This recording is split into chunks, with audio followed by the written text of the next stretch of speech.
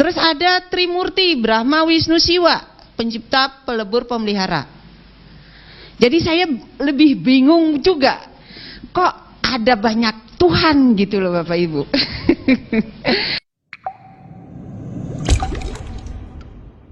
Bismillahirrahmanirrahim. Baik Bapak Ibu, kenapa saya masuk Islam? Ya, saya dari masih mungkin 5 tahun, berapa umur saya dulu, digendong bapak saya naik di Sungi di sini. Saya diajak nonton bola ke alun-alun namanya. Di situ ada orang meninggal. Orang meninggal itu diaben, dibakar dan sebagainya. Dan saya udah ketakutan duluan. Kalau setiap saya ngelihat orang mati, saya merinding dan bisa sakit panas dingin gitu. Nah dari situ saya sudah bercita-cita, tidak ngerti apakah agama saya doang, saya tidak ngerti agama yang lain gitu. Akhirnya saya mencari tahu, kebetulan saya saudara 11 orang Bapak Ibu. Saya yang nomor 11, kesebelasan. Ya. Jadi beragam, itu ada tentara, ada guru, ada semua kerja. Sampai saya kerja, guru dan bisnis juga. Kalau di Bali itu harus serabutan Bapak Ibu kerjanya, karena kita menerima tamu, kreativitas luar biasa. Jadi di situ saya berpikir, saya punya kakak guru agama Hindu, kepala sekolah lagi. Setiap di kelas jangan bertanya ya, selalu saya ditekan. Kenapa nggak boleh bertanya? Ya kita kan harus bertanya, agama ini ada Siddhartha Gautama, agama ini ada nabi, ada gini, ada nabi. Itu kan pelajaran agama, boleh dong nanya. Di rumah saya tanya, macam-macam pertanyaannya, pasti nggak pernah dijawab pertanyaan saya. Kenapa kita tidak boleh membaca kitab, Pak? Terus Pak, slide-nya Pak. Kenapa kita tidak boleh membaca kitab suci Weda? Di situ ada Yajurweda, Atharwa Weda, ada 4 ya Bapak Ibu. Terus ada Trimurti, Brahma, Wisnu, Siwa, pencipta, pelebur, pemelihara. Jadi saya lebih bingung juga, kok ada banyak Tuhan gitu loh Bapak Ibu. Nah yang paling saya takutkan, kok ada ngaben kita dibakar. Siapa pencipta kita? Saya selalu bertanya, ini kita kasih otak, siapa yang menciptakan otak kita gitu loh. Padahal kita bisa berpikir dengan normal gitu. Itu masih kecil, saya SD itu saya bertanya seperti itu. Kalau begitu ada kehidupan di kemudian hari, saya bilang gitu. Tidaklah, kata kakak saya, itu mah sebagai casing aja katanya, dibakar ya dibakar seperti burung sangkar, tempat burungnya dibakar ya itunya terbang ke atas, kayak cerita anak kecil didongengin saya, ya selalu begitu. Nah berlanjut kemudian, apa arti ngaben? Ngabisin biaya, orang miskin dan sebagainya harus ngaben kan, seperti itu. Jadinya kalau dipikir, kok orang India nggak pakai sajenan, orang Bali libet pakai sajenan. Nah, saya berpikir juga di situ, kenapa saya kasta bawah, ksatria, bukan brahmana.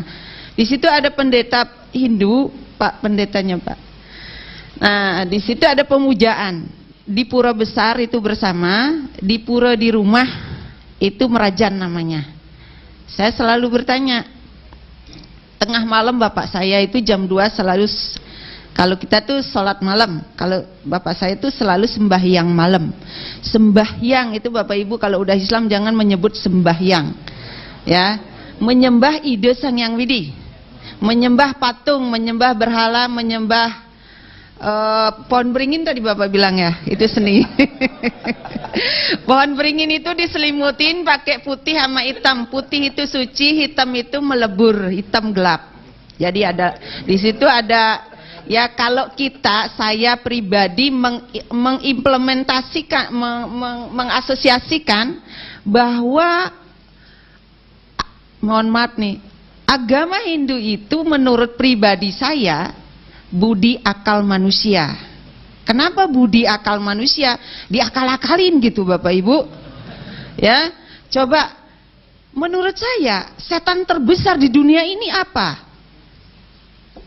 Bapak Ibu tahu, pernah membaca setan terbesar di dunia? India, India, Bali, Cina, Korea. Ya. Kenapa banyak? Pertama, tidak ada azan. Dijemput setannya, dipakai sajenan, dipakai potong ayam putih, hitam, disajikan di situ. Di depan rumah saya baru pulang dari Jakarta dulu, saja tuh terguling-guling. Wah, ini ada setan yang menjemput saya. Maka saya sendiri membaca ayat kursi sampai pagi lagi. Tengah malam saya di rumah saya di kampung.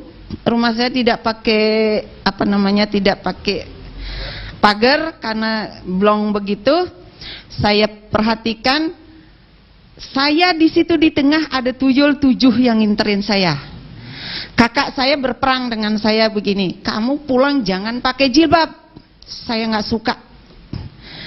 Waduh, ini kakak udah ketularan setan nih, masuk nih setan. Karena iya Bapak Ibu, setan itu jemput, disembah. Setan itu tidak dijemput. Kalau Bapak Ibu ajan, pintu jangan dibuka. Karena itu apa? Mohon maaf, manusia yang sebelumnya tidak Islam itu masuk ke neraka, itu dia mau kembali. Itu yang saya baca, makanya saya masuk Islam. Itu kembali ke dunia. Saya minta taubat, ya Allah, saya ingin mau berbuat baik, ya Allah. Itu hidup sesudah mati, saya baca itu. Dia bertobat, makanya dia ada di pintu-pintu yang adem. Maka kalau ajan jangan buka pintu, itu disebut dengan setan tidak diundang. Tapi kalau di Bali itulah setan diundang, karena disiapkan sajenan. Saya setiap pulang ke Bali, kemarin pulang ke Bali karena ikut Pemnas, itu udah panas dingin, mohon maaf saya sakit seminggu lebih, saya ruqyah sendiri itu. Nah, saya masuk Islam, ada orang yang menyirami dengan kembang. Saya nggak mau saya sirami dengan kembang, Bapak. Saya masuk ke Bogor, teman saya ada di Bogor. Buat apa bapaknya nyiramin saya dengan kembang? Nggak ada di kampung saya itu mandi dengan kembang gitu. Akhirnya saya nggak berteman, saya jauhin temannya, ini udah musyrik, saya pikir saya begitu. Setelah begitu, saya melihat di Salemba ya, Salemba Jakarta Pusat, orang meninggal.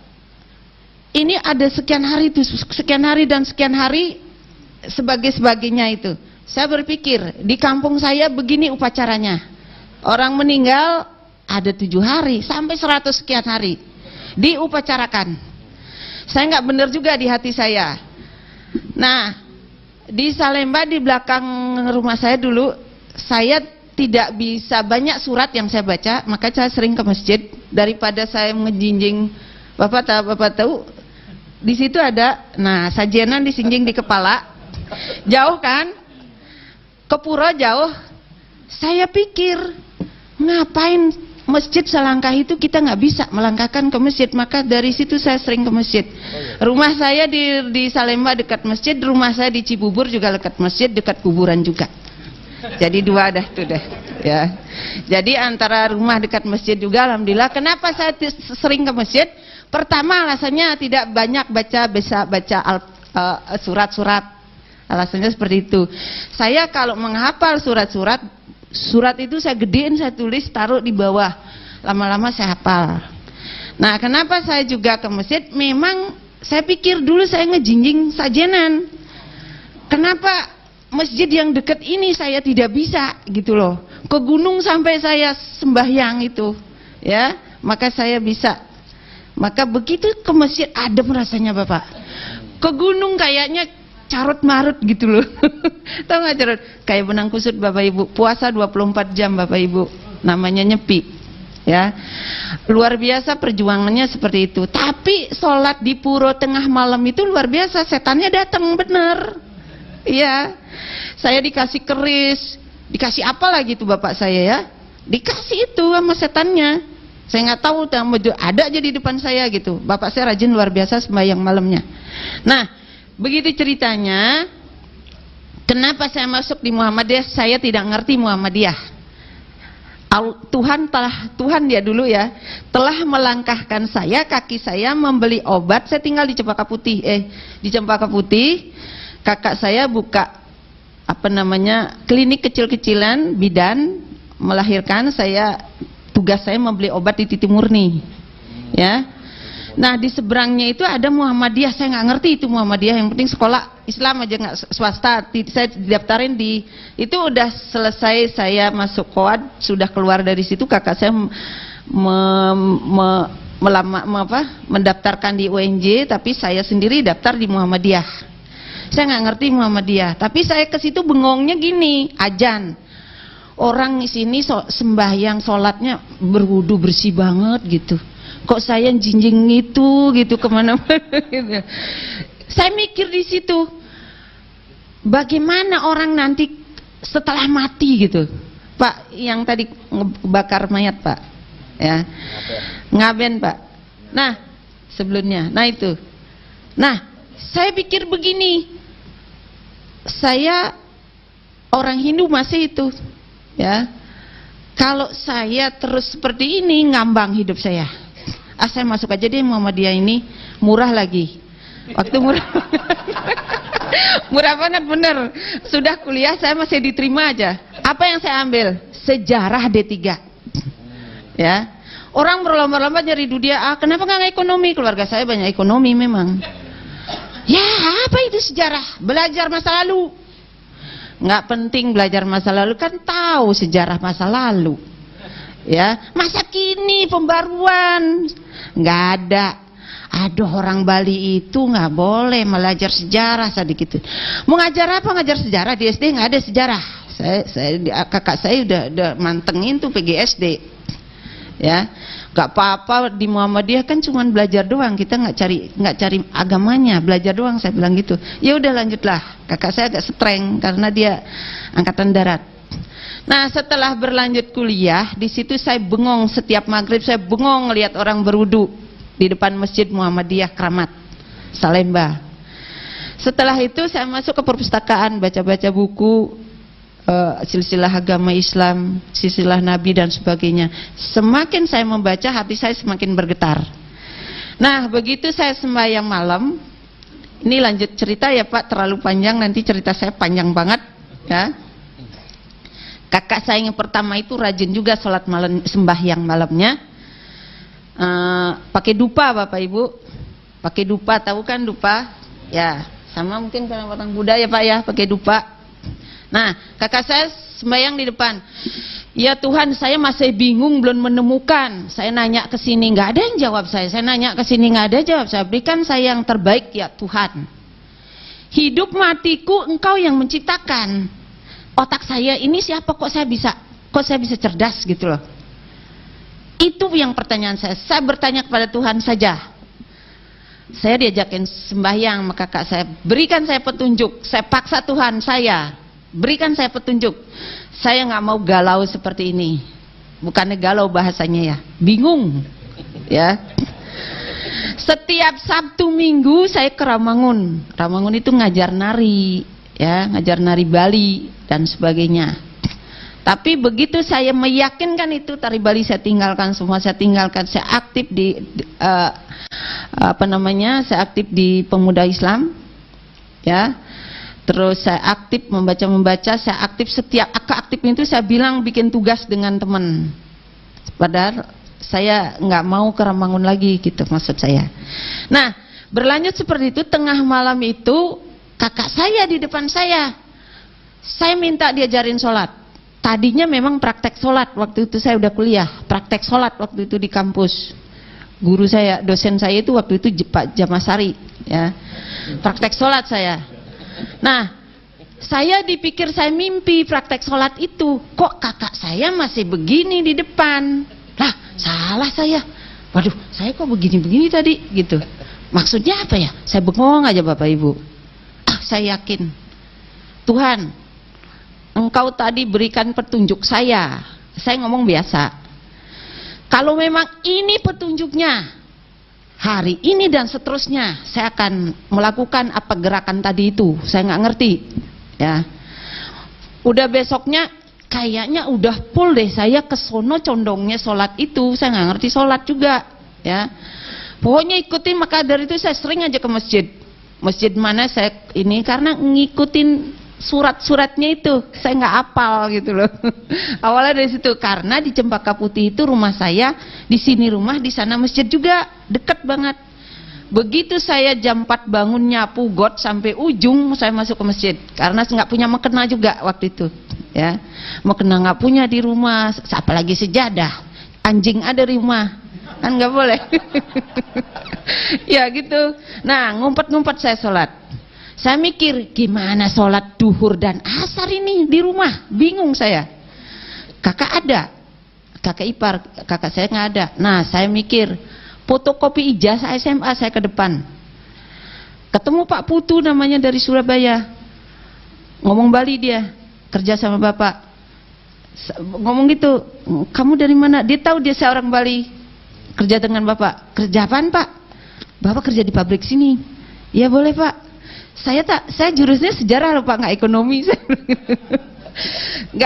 nggak masa kini jurusan saya nggak tahu apa-apa. Ya udah nanti belajar. Itu perjalanan Allah. Karena sumpah saya kepada Allah gini, ya Tuhan, saya ini sudah bercebur basah, mohon petunjukmu. Kun payakun, saya bilang gitu. Kun payakun itu dari mana dapatnya, saya nguping gitu Pak. Nggak ngerti kun payakun itu apa, ya. Terus satu lagi saya dengar lagi ceramah di masjid, kalau orang hijrah itu mendingan keluar dari pulaumu biar aman, katanya gitu. Oh iya bener juga, masa saya nggak pulang-pulang? Saya pikir begitu. Saya masih ada orang tua waktu itu, saya pulang setahun sekali. Yang singkat kata, yang saya takutkan reinkarnasi Pak. Yang saya takutkan, Hindu itu adalah reinkarnasinya, bukan manusianya. Yang saya takutkan, reinkarnasi itu hidup setelah mati. Jadi roh kakek saya katanya numitis ke badan saya. Bagaimana mengeluarkan itu? Saya ruqyah sendiri, ya. Jadi mengeluarkan itu luar biasa. Keluarnya itu di Arab Pak. Saya haji tahun 2010, umrah udah 2 kali, yang kedua kalinya keluar. Mohon maafnya keluarnya hitam. Begitu saya puterin air jam-jamnya 7 kali, ini saya membuang roh-roh jahat saya yang waktu saya masih Hindu. Saya buang, saya ke kamar mandi, hitam itu keluar. Kayaknya badan saya itu ringan banget, luar biasa ringannya. Apa Pak pengaruhnya? Emosionalnya tinggi Pak. Emosional tinggi, sakit-sakitan sering, tapi sakitnya nggak pernah jelas. Dokter juga bilang sakitnya nggak jelas, ya. Sakitnya nggak jelas, benar, pindah sana pindah sini, pusingnya nggak karuan-karuan gitu. Akhirnya saya berupaya, hanya Engkau yang membersihkan roh-roh jahat saya yang ada di badan saya. Nah, itu yang saya perangi, bukan manusia Pak, bukan manusia. Maka kalau ada orang Hindu masuk Islam, di keluarga saya masuk Islam 5 ya Pak. Ponakan saya, kakak saya, yang masih hidup saya sendiri. Karena itu tadi, dia balik ke Bali, nggak hijrah, kan kata itu kalimat, walaupun kalimat ceramah itu segaris 2 baris, saya catat, saya amalkan. Hijrah kamu, keluar kamu dari Bali, misalnya nyebrang dari seberang lautan, maka kelima hanya saya yang masih hidup, ya. Jadi semua itu apa dia dapat hidayahnya? Itu adalah semua membaca buku hidup setelah mati. Hidup setelah mati. Jadi hidup setelah mati Islam dengan hidup setelah mati Hindu, di situ ada Pak. Nah, ini yang membuat saya takut Pak. Ini yang membuat saya takut. 8 tahapan yang kita harus hadapi. Tapi itu benar, hidupnya di sana. Kalau saya walse Hindu, dibakar dulu, dikremesi dulu, abunya dibuang, dan gitu disembah, numitis kembali. lahir, hidup, mati, kayak benang kusut. Tapi kalau ini kan jelas, ya. Jadi Allah masih luar biasa ampunannya. Kita tuh salah, ada ampunan. Ya, Al-Baqarah ayat 286 kalau nggak salah. Ya, saya masih ingat. Ya, jadi ya Allah, kalau kita salah Allah masih mengampuni. Tapi kalau saya puasa 24 jam nggak ada apa-apanya itu, Pak. Ya, nah itu. Jadi beda doa saya waktu Hindu dengan waktu Islam. Islam itu sejuknya luar biasa. Begitu diniatkan saja Allah langsung ada. Gitu loh, maksudnya bukan langsung Allahnya ada, tapi kenyataannya gitu. Ya, mohon maaf saya hijrah itu dari rok pendek, tidak berjilbab. Alhamdulillah sekarang Allah sudah ngasih semuanya. Kun payakun. Ya. Alhamdulillah itu ceritanya. Pencerahan di UHAMKA itu luar biasa, di Muhammadiyah bagi saya itu tadi beberapa kesamaan upacara-upacara masih Hindu terbesar di Jawa lari ke Bali, di implementasinya Islam, tapi di upacaranya masih yang saya perhatikan, ya. Jadi ada orang bunting 7 bulan. Kenapa enggak ibunya menumbuhkan SDM yang unggul? Itu diupacarain. Salah itu. Ya. Terus berikutnya meninggal, ya. Bingung. Bingungnya Yasinnya itu enggak pernah putus-putus. Tadi pagi saya mengantar orang meninggal sebelah rumah saya. Ayo Mas Yasin. Membaca itu selagi hidup, bukan sekarang. Iya enggak Bapak Ibu? Benar enggak omongan saya? Takut salah saya. Ya. Terus ya, saya udah dikasih waktu 3 menit. Ya. Sebenarnya masih banyak ini saya omongin. Nah, baik Bapak Ibu, pencerahan di Muhammadiyah saya berterima kasih banyak kepada Bapak yang paling atas sekali sampai yang jajarannya yang di lingkungan Muhammadiyah itu kekeluargaannya luar biasa, ya. Saya berterima kasih dapat diterima sampai sekarang.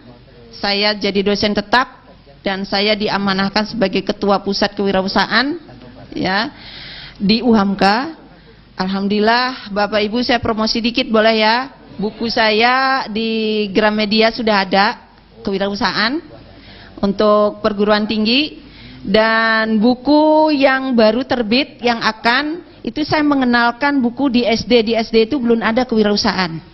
Alhamdulillah mungkin minggu depan saya dipanggil ujian tertutup S3-nya di UNJ. Alhamdulillah. Terima kasih Bapak Ibu semuanya yang sudah mendengarkan. Jangan dilihat siapa yang ngomongnya, tapi alhamdulillah isinya. Saya berterima kasih sekali.